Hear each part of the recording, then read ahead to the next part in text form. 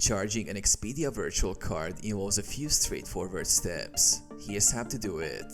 Retrieve your virtual card information. After booking your travel through Expedia, you will receive a virtual card number via email. This card is typically used for hotel bookings or other services. Take note of the card number, expiration date, and security code. Contact the hotel or service provider.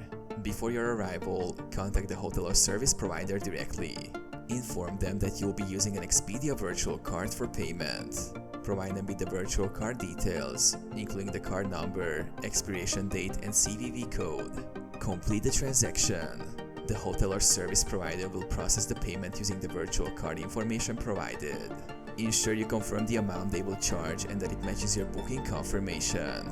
Keep records. After the charge is processed, keep a record of the transaction for your reference. This will help you resolve any potential discrepancies later.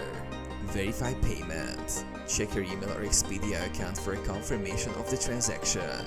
It's essential to ensure that the charge was completed correctly and matches your expectations.